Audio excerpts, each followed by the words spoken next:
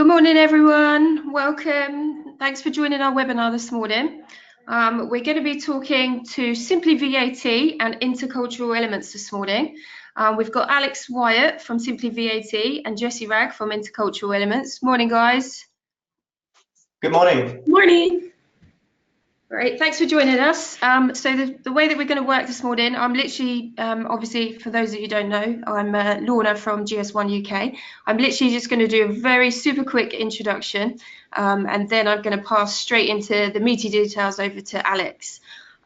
Just to let you know, a bit of housekeeping, I will be recording the session, so we will be sharing the recording after it in case that you missed any slides or you wanted any extra information from those. And then if you guys have got any questions, pop them in the chat box. Make sure that the audience is to all. That way we can all pick them up and we can address any questions throughout the presentation if they're relevant. Otherwise, we will wait for some Q&A at the end of the session. So let's get straight to it.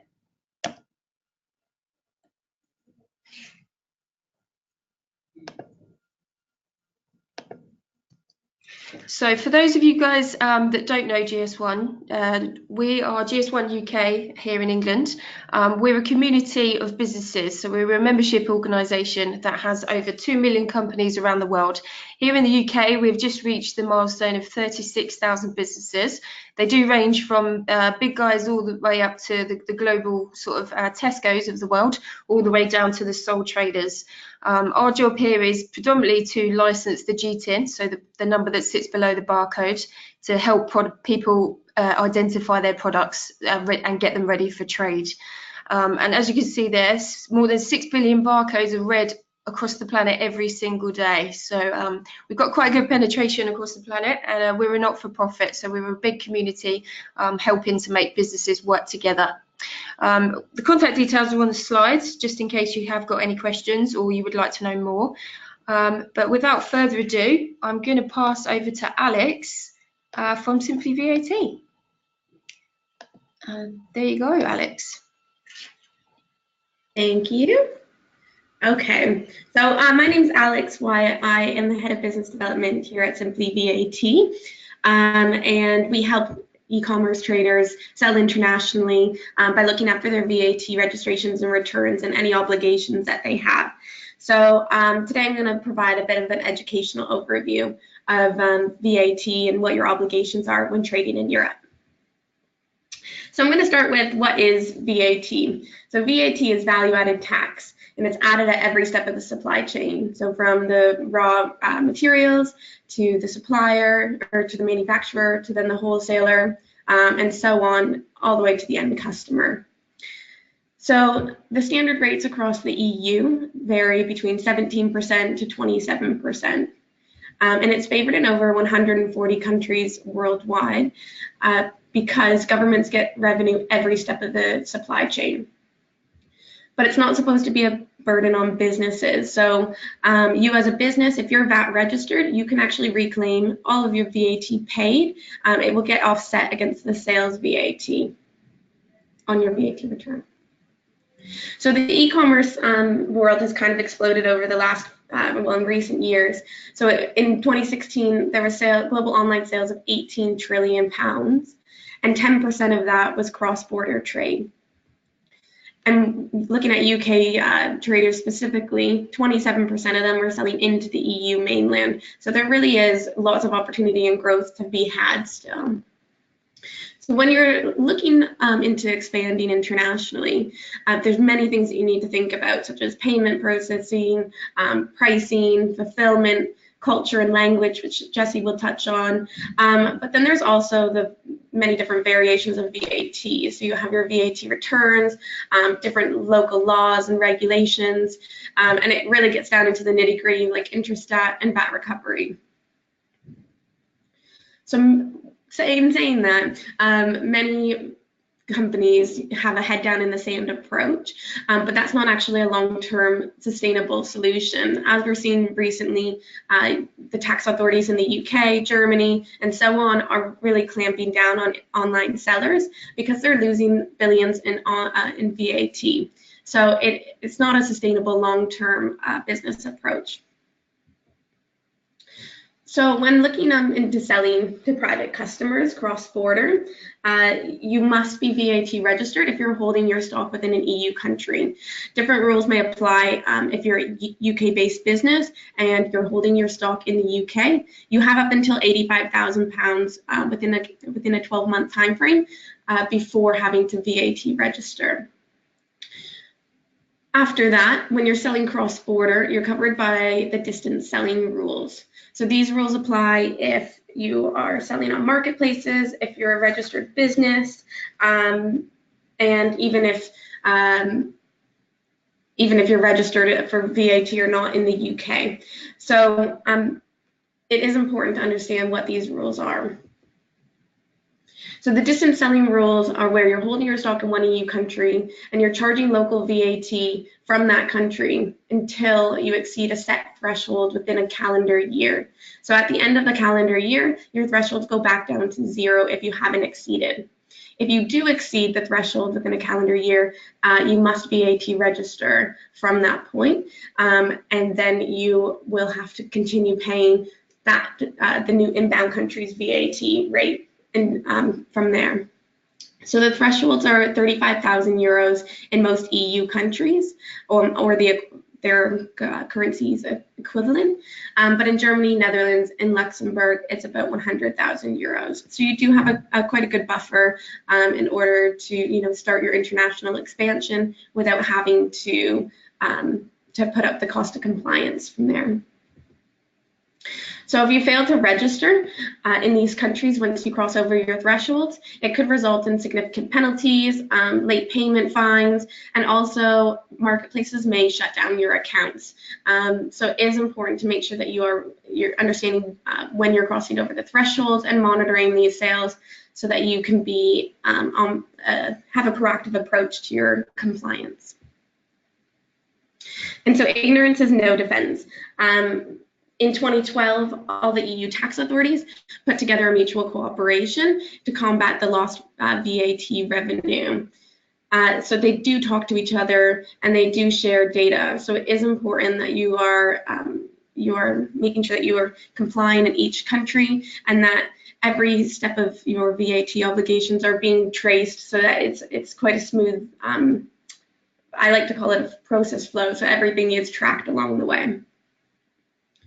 Also, there's been new special legislation being put in place, especially in the UK and now coming into Germany, where tax authorities are pursuing EU retailers. So it is really important that you are aware of where you're holding your stock or if you're crossing over those thresholds.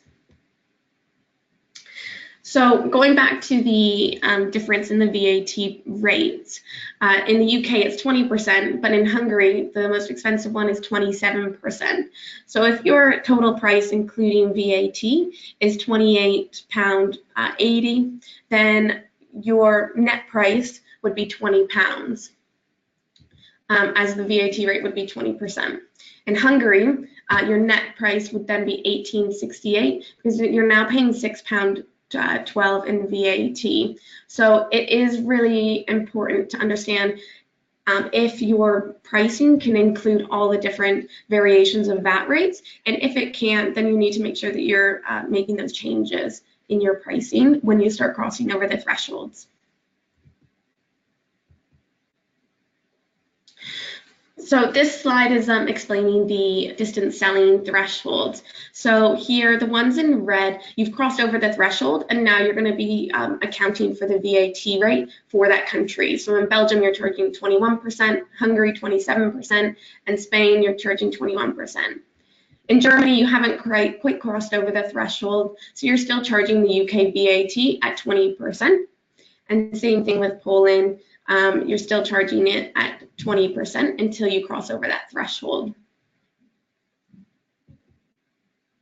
So if you're selling medium to high value goods, it can be quite easy to trip over these lines. So if you're selling watches, cameras, any technology, that's really simple to cross over. It's done on the distance selling thresholds are calculated based on the net price, so it's excluding VAT, but it's calculated on the net sale price, not the cost value of it. So if you are selling, products for 1,000, it could only take 35 products to trip over that line. So the next thing we're seeing is a lot in the VAT world is that a lot of sellers are using the Amazon fulfillment programs, and they're not understanding where they're holding their stock, because Amazon, they tick a box, which could be the Pan EU box, and it signs them up to hold their stock in 7 EU countries. So that then triggers 7 VAT obligations, because holding your stock within an EU country triggers a VAT obligation. As your stock becomes a taxable supply. So it is really important to make sure you understand exactly where your stock is being held, and that if you are using different fulfillment programs like Amazon offers, you understand exactly what that entails and what your obligations are. So if you're moving your stock into German fulfillment center, for example, you will need a German VAT registration, and then any sales from Germany will then include the German VAT rate, which the standard rate is 19%.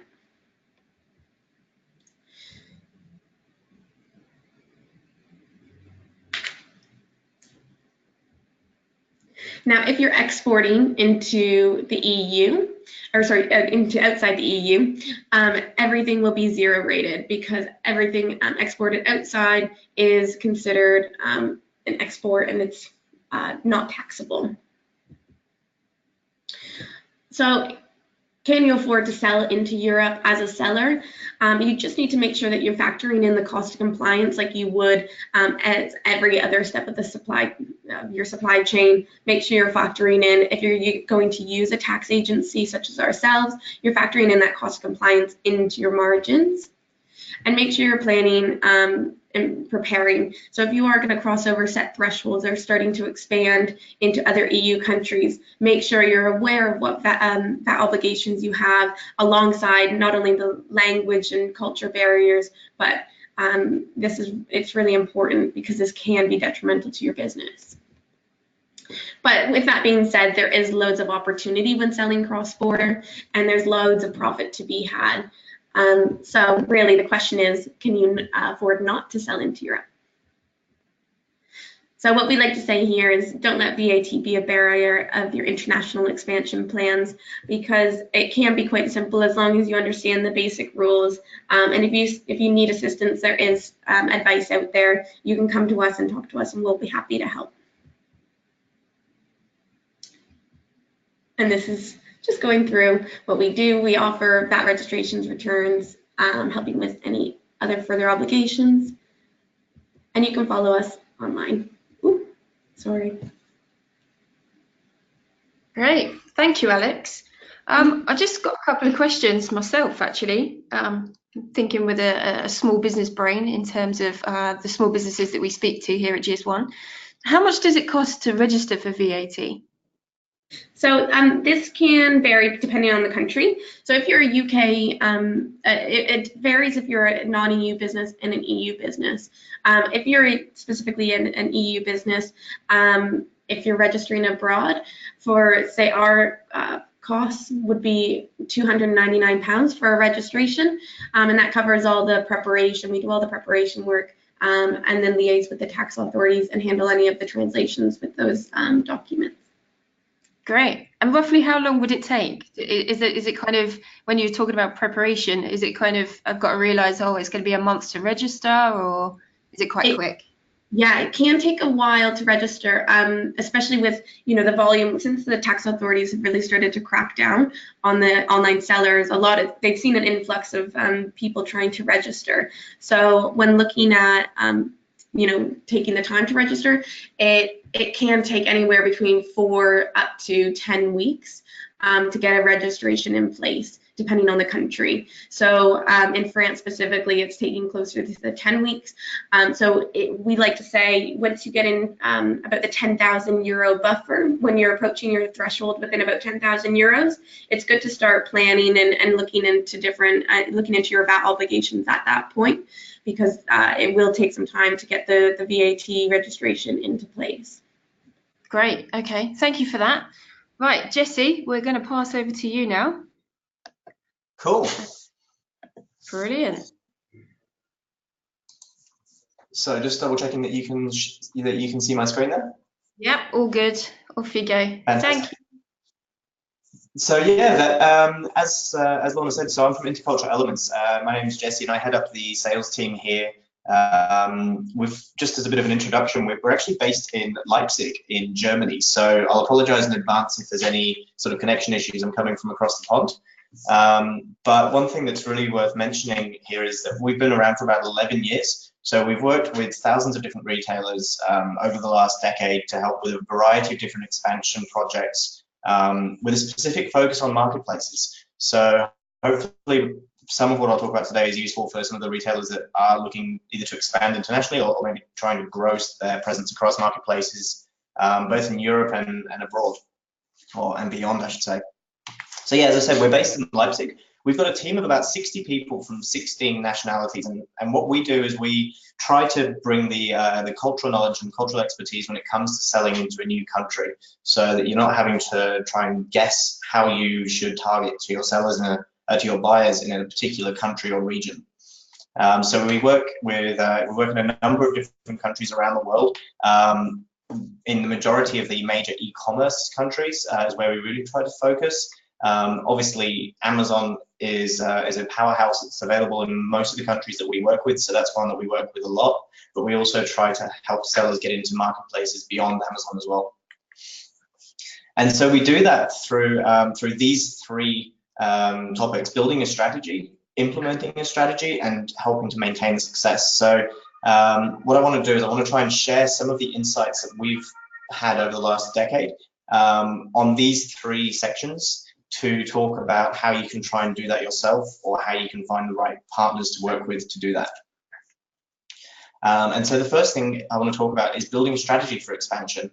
Alex already mentioned, there's a lot of different things to consider, but I'm going to talk in particular about how to find which countries and marketplaces are the best ones for your products. Obviously, when you're looking at going international, you can go to a number of different countries, and within each country, there's a number of different marketplaces that might work for you.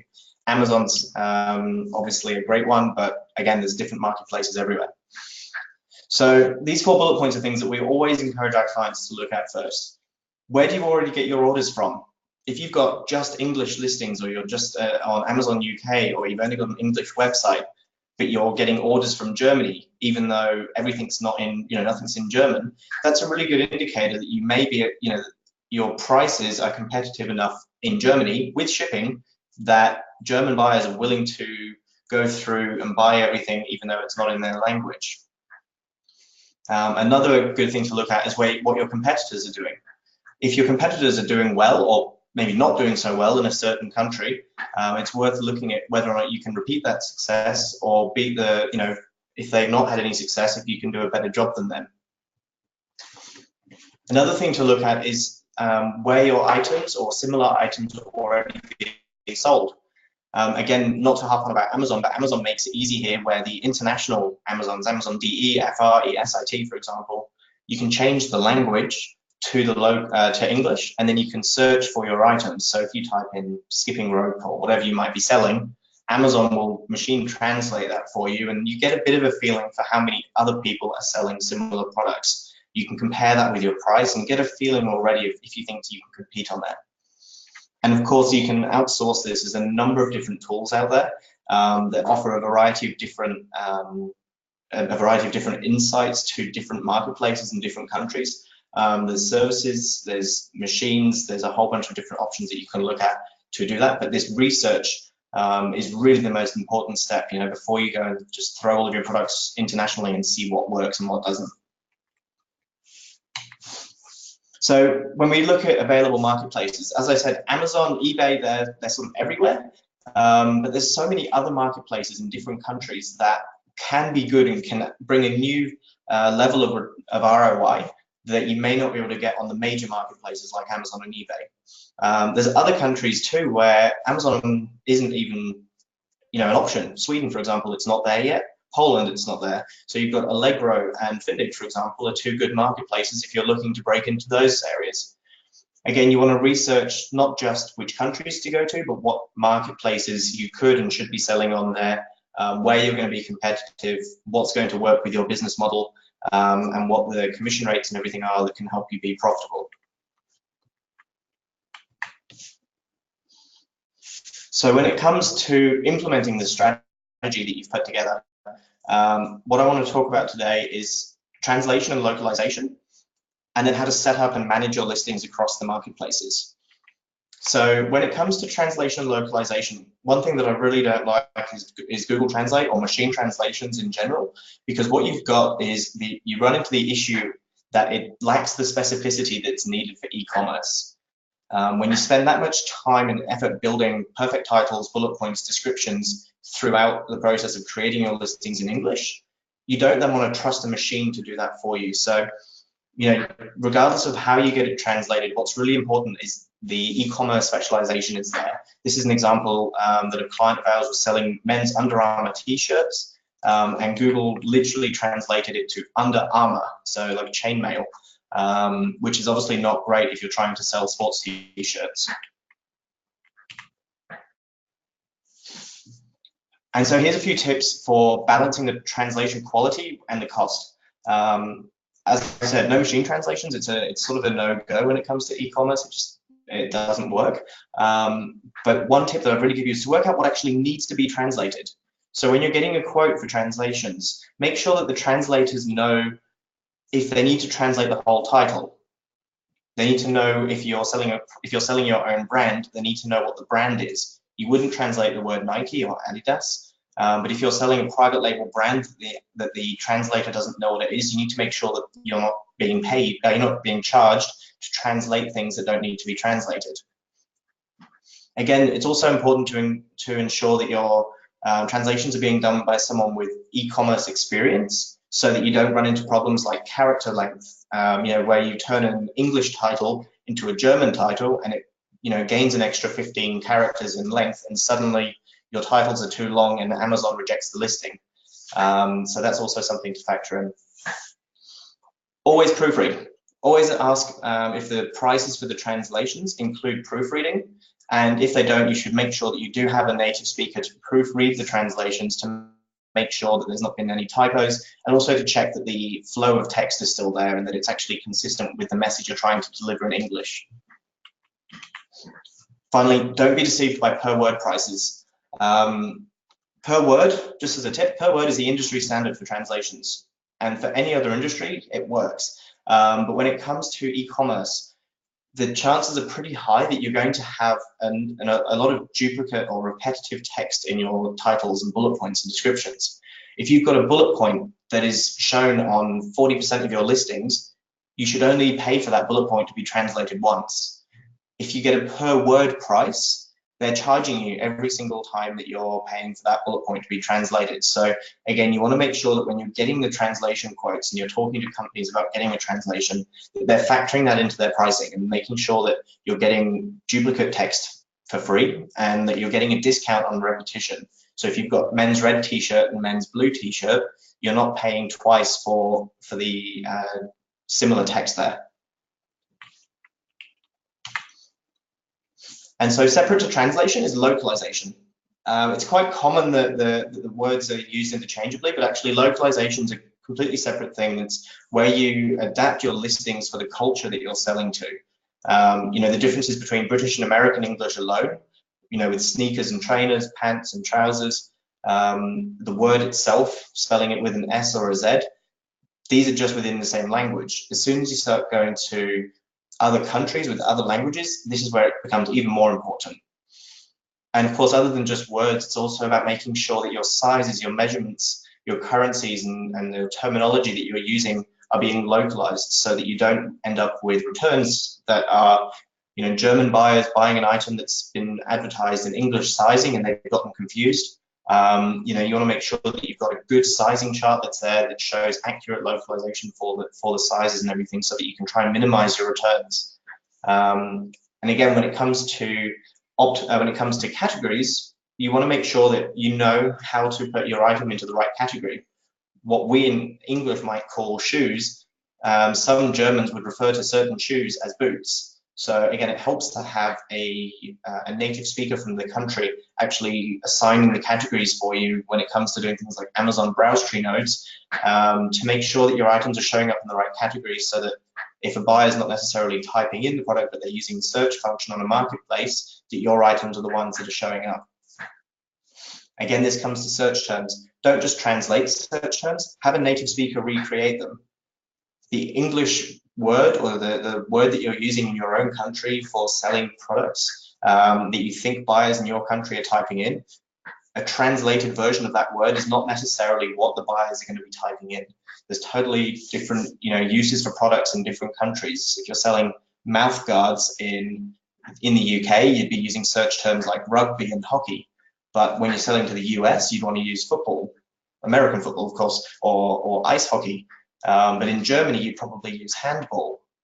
But that same American football search term, the football, wouldn't be used as an English search term because you don't need mouth guards for soccer. So again, it's these really little differences that can be the difference between if you start selling your products well or not at all. And again, on cultural adjustments, it's about factoring in the different words that the buyers would use for their products. If you're selling flip-flops to Australia or New Zealand, for example, they're going to be calling them thongs or jandals, which of course is a totally different product to what we'd be calling thongs in the UK.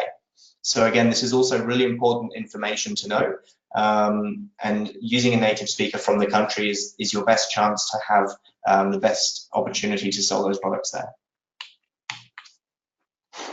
So once you've built this strategy, you've implemented the strategy, it's then important to maintain the success and to sustain your listings over time, continue growing.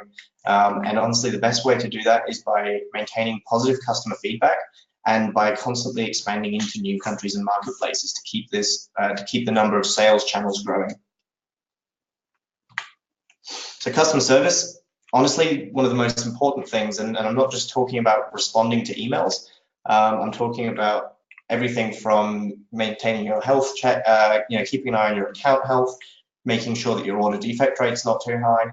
But when it comes to customer service, you want to make sure that you're doing it in the language of the buyers. Again, Google Translate doesn't cut it here because you run the risk of a buyer saying one thing and meaning another, or maybe not understanding. If you can't read between the lines of what a buyer is saying or asking for, you can't then convey a proper answer to it. And again, if you can't convey the answer properly in their language, they may not understand properly what you're saying or what you're trying to say. So again, it really helps to have native speakers handling your customer service, just to make sure that when the buyers deal with you, that they're getting the best experience, so that A, they can come back and buy again, and B, that they're going to be encouraged to leave positive feedback. It's also important to remember that different buyers in different countries have different expectations. Spanish and Italian buyers, for example, are slightly more likely to lodge an A to Z claim because it's quite often confusing for them that they often get confused between the difference between a claim and a simple contact. A lot of our customers for whom we do customer service find that in Spain and Italy, they'll just open up an A to Z claim, which obviously brings no end of problems, simply because they want a return. So you need to make sure that you've got a native speaker there communicating with them to actually convey the importance, to convey the gravity of what a claim actually means and why they need to close it and how they can close it. Because for these buyers, they often don't care or don't realize how important that is for your business. Again, when you're talking to some languages like German, or when you're talking in German or Japanese, it's important that you remember that there's different forms of communication. In German, you have multiple forms, multiple different ways to say you, depending on if you're talking to friends, family, or if you're talking to customers. And in Japanese, again, I think there's about 3 or 4 different types of address, whether you're being honorific or if you're being humble. So again, native speakers really are the best way to make sure that when you're communicating with your buyers, you're doing it in the right way, based on the situation. And as I said, also, instead of, alongside answering emails, you need to make sure that your customer service team knows how to keep an eye on things like order defect rates, feedback rates, and your general account health, in order to give you a heads up if there's any problems. If you've got all of your Italian buyers complaining that their items are taking too long to get there, you need to make sure that you know that, and that feedback is coming back to you as a business owner, so that you can then make a decision on if you need to change your shipping provider to Italy. So again, it's a lot more than just responding to emails, and Google Translate just doesn't cut it here. So obviously, all of this comes to the point of account health, and you do run the risk, of course, if you do any of these things wrong. As Alex said, there's always the risk of getting suspended on marketplaces. Amazon in particular are very hot on getting accounts shut down, because for Amazon, it's all about the customer experience. And if you as a seller are not meeting any of their requirements, they'll shut down your account. So obviously, there's a few ways to avoid that, and these are three that I'd have. I think Alex, that's a really good tip as well about making sure that the VAT compliance is in there, because that's one thing that marketplaces are really cracking down on. But we always look as well about, as I said, monitoring your account and feedback to make sure that you're staying on top of things there pretty proactively. Having native speaking customer representatives so that you can really get an idea of what your buyers are thinking and saying. And the final tip, always upload your tracking numbers. As soon as Amazon comes to you with any kind of shipping related issue, if you can provide tracking numbers and make sure that Amazon knows, and you can say to Amazon, hey, I've uploaded my tracking information, here it all is, the problem doesn't lie with me, that holds a lot of weight. So that would be sort of a number one tip, is always upload your tracking numbers. And as I said, so expanding into new countries and marketplaces steadily. Amazon, great, it's worldwide, it's a powerhouse, it is going to be a major source for income for your sales in any country that you sell on, as long as you're doing it well.